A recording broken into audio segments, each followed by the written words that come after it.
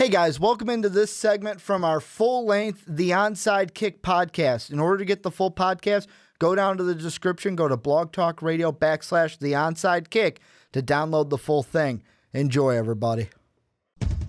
This podcast is brought to you by Most Valuable Podcasts, leading the league in podcasting entertainment.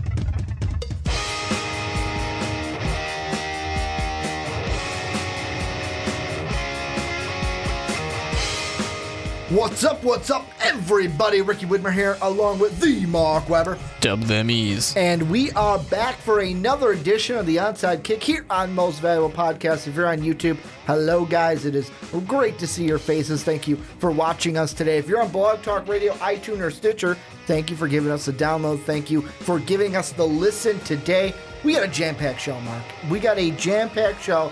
Todd McShay and Mel Kiper came out with they surprised me. They came out with a dueling 2-round mock draft where they went through every pick. We're not talking all draft today. I just wanted to mention that because I was like, whoa, they came out with another one. Mine will be coming out this weekend by 3.0. We're going to look at the draft with the Texans a little bit later because they may need a quarterback now that Tony Romo is now done. We're going to talk about him as well. And then we're going to start the show off talking about, now I'm going to get right into it. Richard Sherman, looks like the Seahawks are looking to trade him. We've had this come up in the comment section, I want to say a week or two when we talked about Marshawn Lynch, who is also kind of pondering a return to football. But, Mark, I'm going to be plain and simple here for you. Should the Seahawks trade Richard Sherman? So it's a tough question. I mean, I think they'll get great value out of trading Richard Sherman. I really do. But at the same time, they've kind of let a lot of these little pieces go from the Legion of Boom and from that great defense.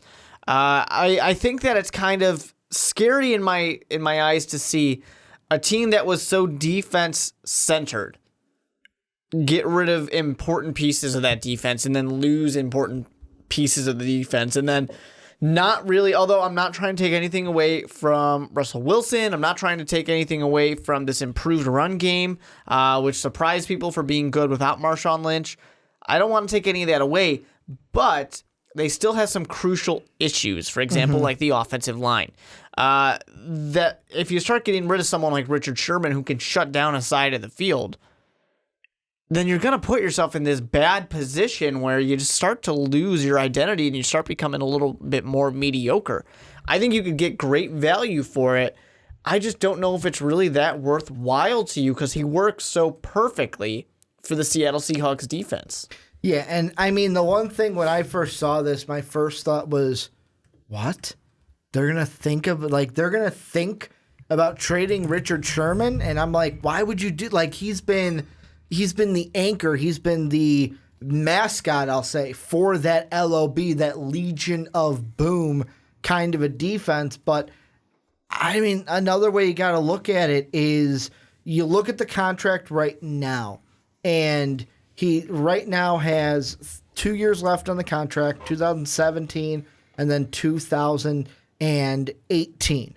And right now I'm looking at kind of Seattle's – I wanted to look at who their free agents are for next year because there might be some guys that you have to pay up. And I mean, right now I'm not seeing any huge ones that leap off the page at me for 2017 on Spot Rack, but we've already seen once with, I want to say it was Cam Chancellor, where he held out.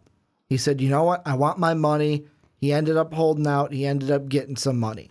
Yeah. And when he came back, it made a huge difference. I kind of feel that this is a situation where the Seahawks are kind of sitting there going, okay, we're not winning to the degree that we were 2 years ago when we were going to back-to-back Super Bowls, or we were going to Super Bowl against the Broncos, Super Bowl against the Patriots. We're not going to that kind of a winning kind of pedigree. We're just making the playoffs. Is it really worth to pay Richard Sherman the money that we're paying him? And I mean, $56 million for 4 years isn't ludicrous. It's not like quarterback money.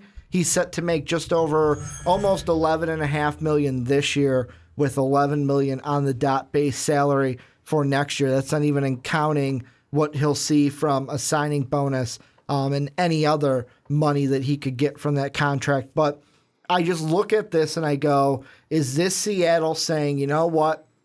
When we were winning and going to Super Bowls, it was fine. It was perfectly fine. The mouth, it was fine in, kind of having him on this defense. And now that they're not necessarily winning to the degree they were, are they looking at it going, we can use this money in other areas. We can use this in other facets, not the cornerback position. And I think that maybe I'm overreacting, but I felt like Seattle was kind of getting sick of some of the talk from Sherman and from Bennett. And just kind of it's one of those situations people criticize Cam Newton for something similar, but of, hey, when things were going great and we were winning a lot of games, this talk was all right. But now that you're not necessarily doing well and there was some bad losses and things like that where, that talk, it became a little chippy. It became a sore loser instead of just kind of being that, yeah, I'm confident. I'm a little cocky, but it's all right because I can back it up type of a situation. The other flip side of it, too, we saw it with Marshawn Lynch with the questions of if they were going to be willing to pay him or if they were going to dedicate more of the offense to being centered around Russell Wilson, who Russell Wilson just a few years ago, I don't know for last year, so that's why I'm not saying it, but for just a few years ago, he was throwing the ball the least or the second least in the NFL out of any quarterback. You mean like total attempts? Yeah. Yeah, he threw the ball less than anybody. Understandably, he had Marshawn Lynch. But they wanted to kind of go more towards Russell Wilson, and maybe that's kind of the approach again to say, yeah, we don't need that star corner. We can get someone who's maybe a little less good, but still good, but a little less, and then focus on getting Russell Wilson that help. Get him some offensive line, get him a better running back, get him some wide receivers to throw the ball to, whatever it might be that they want to do to go for more of a high-powered offense. I don't know that's what they're doing, but when you talk about getting rid of Richard Sherman, unless it's an attitude or personality thing and they just got sick of it, that's the only thing that makes sense to me because he's just too good. He's going to be one of your top 3 corners in the NFL. And the thing that I just looked at is Russell Wilson's attempts for last year. He had 146, was 15th among quarterbacks last year. So kind of middle of the road. Makes sense because their run game certainly was not as good as it had been. He didn't have Marshawn Lynch, like you said, and like some of the quarterbacks that have thrown less passes than him last year, Andrew Luck, Matt Ryan, Newton, Osweiler, Big Ben, Dak Prescott, Marcus Mariota, some ones that have thrown less than him, even though I want to say it's Andrew Luck, only threw one less pass, so it's not that huge of a deal there. But this is interesting, and the first thing I kind of thought in my head was who would even want to go after Richard Sherman? Because the thing that before we kind of go into what everyone assumes we're going to go into is what teams could trade for Richard Sherman. What would, if you are the Seahawks, because nowhere that I have seen has had a price listed out, I'll ask it on a two-way front. If you are the first one, if you're the Seahawks, what are you asking for? And if you're on the other side, you're giving picks and stuff for Richard Sherman, what are you okay giving up for him? So what would you be asking for? What would you be okay giving up? Well, I think it's a little challenging to answer because for Seattle, I don't doubt that Seattle's saying we want a first-round pick. Yeah, we want first-round pick for him. This guy's a game changer on defense. He is going to completely take away a side of the field. He's not necessarily young, but he's not old. He's 29. He'll be 29 for the rest of the season. He'll be 30 for next year. So, I think that they will want something like a first, probably multiple picks. Give us a first and a fourth or something like that. But for other teams, I don't think you want to give up a first for Richard Sherman. Yes, he's going to be really good, but do you have the quality of defense that the Seattle Seahawks had? And some teams do. And maybe those teams will go for Richard Sherman. But if you don't have the rest of that supporting cast, the biggest criticism for Richard Sherman always was that he never followed the number one wide receiver. I don't want to say never, but he was not following the number one wide receiver. He was on his side of the field, and if the number one wide receiver went to his side of the field, then he would cover him. But if it was number two, number three, whatever. He was just covering one side, and that was his side. He wasn't following around. That's always been the criticism for Richard Sherman. So if you're a team that's going to need him to follow that number one wide receiver, I don't doubt that he can do it, but it's not what he has always done. It's not what he's used to. It's not what he's known for. Yeah, and I mean, the one thing that the two things that I thought of was, first off, on the side of what would you be willing to give up? I don't know if it would be a thing where it's like, would you, because of what the Seahawks they'd probably ask for more towards a first and a third. Kind of, that's what I would think. Richard Sherman, if we're talking draft picks, not necessarily players, because we could talk numerous players that you would give up for him, but it's one of those things where if we're talking just picks, I'm assuming the Seahawks would want a first and a third. However, and I mentioned this to you before the podcast, and you said you would do it in a heartbeat, is if it was me, I would say, no, let's do a second and a fourth kind of a thing. I don't know if I'd be completely okay with giving up a first, because let's see, Richard Sherman right now is about 29 years old. So it's one of those things where he's not super old, but it's one of those things once you get into 30, everything kind of changes. And then once you get to 40, it's kind of game over unless you're Tom Brady, it seems, right now. But I've got two teams in my head. And the interesting thing about these two teams, they both have 2 draft picks in the first round. And the first team I'll throw out there, this is the one that I was thinking of coming into the podcast, one I just thought of while we were talking, is the Tennessee Titans. Because what the Titans could do, the whole thing that we've said about the Titans is that, you know what? They're a team where they need a cornerback, they need a wide receiver. Those are the 2 needs you got to hit in the first round. And we kept saying, well, this is going to be a deep cornerback class. They can get the wide receiver early. By their 18th pick, they can go ahead and get the corner. Well, now we're seeing some of the corners getting some injuries, and some of the other corners are coming up into the first round, but it's one of those things where you're sitting there like, is this really first-round talent territory? They could be a team in my mind that maybe says, let's go get the wide receiver at 5, and then let's see what we can do, and the Seahawks might want that 8. Like, if it's the Titans, they might say, well, we want that 18th pick. Yeah. Yeah, I would be surprised. I'd be surprised to see a draft day trade. I really would. I think that the Seattle Seahawks, if they're going to move Richard Sherman, they're going to want to do it before the draft. They're going to want to get it done so they can, do their prep on it. I mean, the Titans could do it before the draft and still take that wide receiver. But I think for the Titans, they kind of are. I think they will be in that wait and see of what is that best player available with our second pick. I would not be willing to give up a first round pick just because, Richard Sherman's going to be turning 30. Had a nagging injury all year last year, and I don't want to get too hyped up on that. But still, it will make me nervous. I'd rather have, and injuries can happen in a young guy, but I'd rather have a guy who's 21, 22, 23. Give me some years on him. Richard Sherman, you're going to have him for 2 years. You're going to pay for those 2 years, and then he's probably going to walk unless you're going to shell up a lot of money again.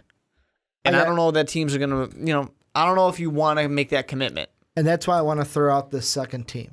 And this is a team that I think could make the deal more so than the Titans because their first-round pick is basically a second-round pick. And that's the New Orleans Saints, a team that we've talked about before in the, I want to say it was the Riddick and the Foster video.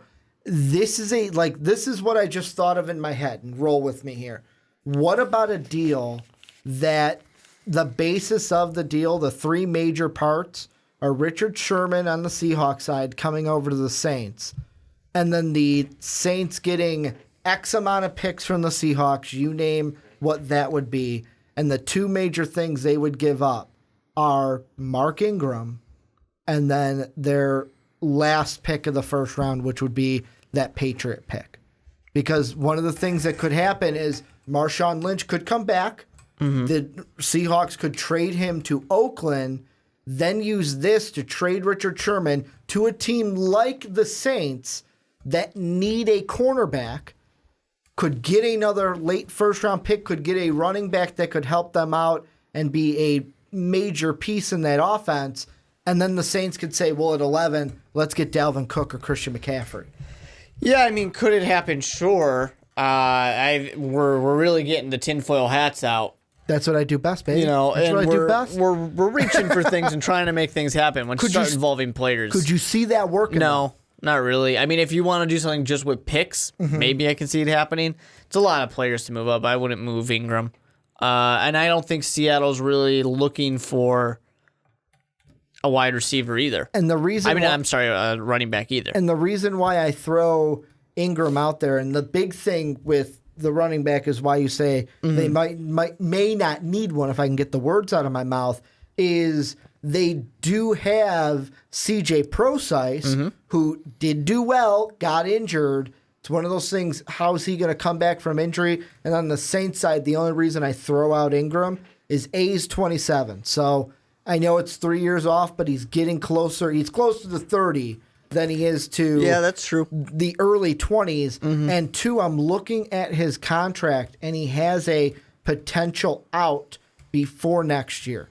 So it's one of those things where, I mean, he's got one more year on the contract for 2018, but he has it says here, a potential out after this season. So maybe the Saints look at that and go, let's try to get something from him, and we could fill that kind of cornerback need, which I would take Richard Sherman over any cornerback that's going to be drafted at 32 talent-wise. Now, could that player develop into that? Who knows? Anything is possible. But that was just something that I was thinking of while we're talking about this.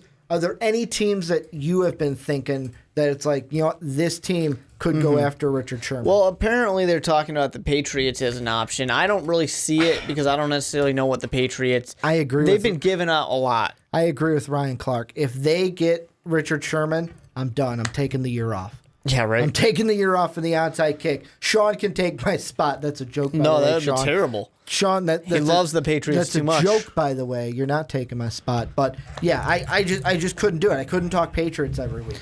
Yeah, I definitely. I think that Richard Sherman's going to want to be somewhere that has a good defense already. A place that definitely could use some replacements because they've lost defensive backs is Houston. Houston can certainly use the help, and they have a good defense already.